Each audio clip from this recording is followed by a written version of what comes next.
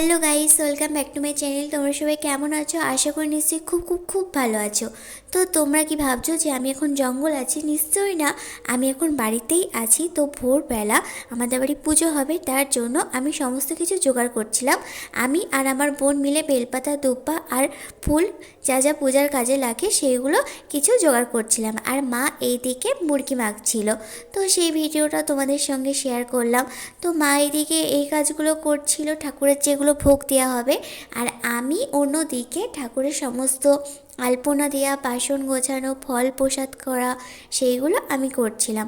তো দেখতেই পাচ্ছ অর্ধেক রেডি হয়েছে, তো পুরোটাই আমি কমপ্লিট করব।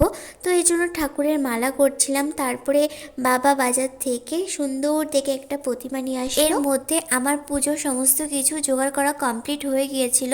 তার মধ্যেই ঠাকুরমশাই চলে এসেছিল, তো পুজো স্টার্ট করে দিয়েছিল।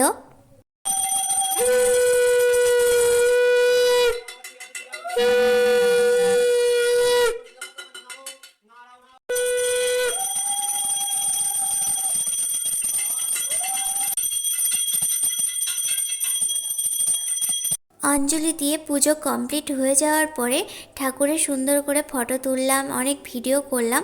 তারপরে ঠাকুরের সাথে আমিও একটু সেলফি তুলে নিলাম। তারপরে ভোগ প্রসাদ খেলাম, ঠাকুরকে প্রণাম করে তারপরে বোনের সঙ্গে অনেক কটা ভিডিও বানালাম। তো তারপরে দেখি যে এখন ঘড়িতে তখন ঘড়িতে 8টা বাজেছিল। তো আমাদের পুজো হয়েছিল 6টার সময়। তো এত সকালবেলা কি করব? তারপরে মনে পড়ে গেল আজকে ভ্যালেন্টাইন্স ডে, তো একটু সুন্দর করে নখের নেল পলিশ পরি, কাউকে দেখানোর জন্য না, নিজের সাজার জন্য এটা পরেছিলাম। তো আমি বাবার সিঙ্গেল মানুষ আছি। তো তারপরে মা খিচুড়ি রান্না করেছিল, তো খিচুড়িটা দারুণ টেস্ট হয়েছিল। তো বোনও খাচ্ছিল, আমিও খাচ্ছিলাম, কারণ খিচুড়িটা গরম ছিল, ওই জন্য আমি একটু আস্তে আস্তে খাচ্ছিলাম। তারপরে বিকাল হয়ে গেছিলো, সাজগোজ করে আমি চলে গিয়েছিলাম মাসিদের বাড়ি বড় বোনের সঙ্গে একটু মন্দিরে ঘুরতে যাবো বলে। সাজগোজ করেছি, এই অবস্থায় মাথায় যদি হেলমেট পরি তো চুল পুরো খারাপ হয়ে যাবে। তারপরে মাসিদের বাড়ি পৌঁছেও গিয়েছিলাম। তো তারপর সুন্দর করে একটু হেয়ার স্টাইল করে আমি বোনের সঙ্গে বেরিয়ে পড়লাম মন্দিরের উদ্দেশ্যে। ও মা, গিয়ে দেখি এত ভিড়, এত ভিড়, চারিদিকে প্রচণ্ড পরিমাণে ভিড় ছিল।